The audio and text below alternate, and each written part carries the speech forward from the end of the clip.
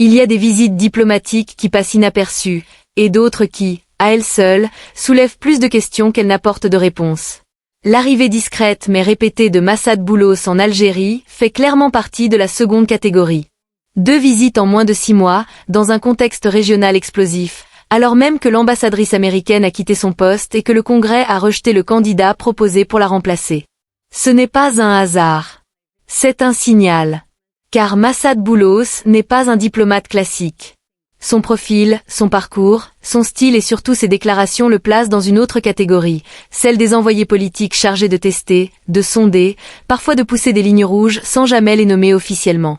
Sa tournée entre la Tunisie, la Libye et l'Algérie ressemble moins à une simple mission de courtoisie qu'à une séquence soigneusement calibrée.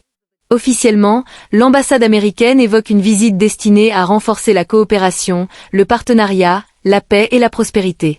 Un vocabulaire bien rodé, presque automatique. Mais lorsqu'on observe le contexte, les propos tenus en coulisses et les dossiers abordés, une autre lecture s'impose.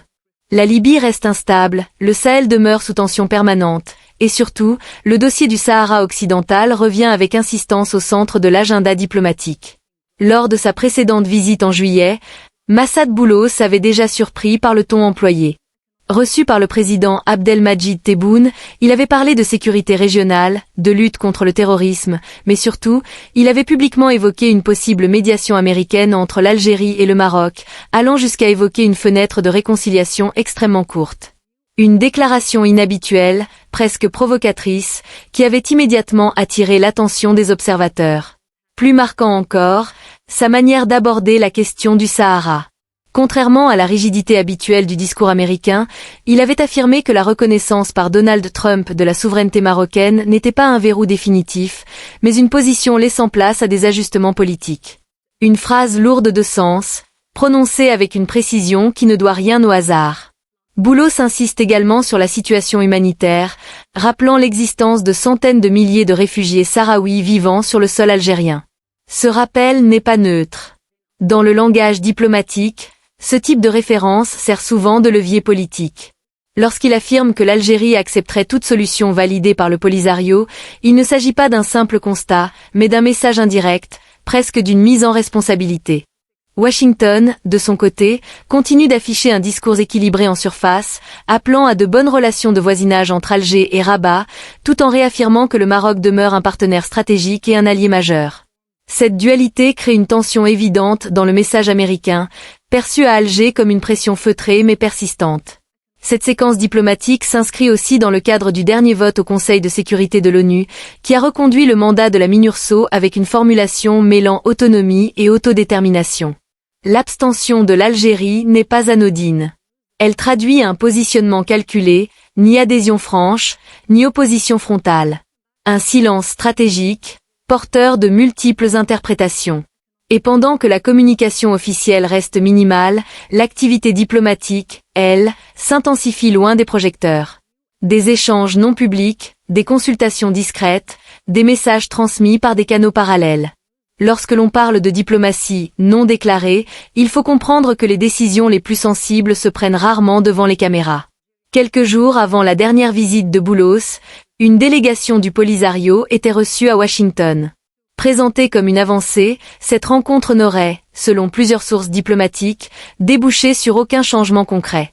Pire encore, elle aurait confirmé la ligne américaine actuelle. Le plan d'autonomie marocain reste considéré comme la base la plus réaliste pour une solution politique, excluant de facto le scénario du référendum classique. C'est ici que le message devient plus clair et plus dur. Les marges de manœuvre se réduisent. Le discours américain s'oriente vers une solution politique définitive, présentée comme pragmatique, stable et conforme aux équilibres régionaux. L'accent est mis sur une autonomie élargie, adaptée aux réalités locales, mais sans mécanisme de consultation populaire directe.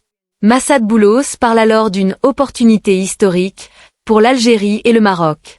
Il salue la gestion marocaine des dossiers régionaux, tout en évoquant des signaux d'ouverture perçus du côté d'Alger. Un discours qui peut être lu de 2 manières, soit comme une tentative sincère de désescalade, soit comme une stratégie visant à préparer l'opinion à des évolutions difficiles. Dans les faits, les relations entre les 2 pays restent gelées, les frontières fermées et la méfiance intacte. Le contraste entre la réalité du terrain et le langage diplomatique est frappant. Et c'est précisément dans cet écart que se joue l'essentiel.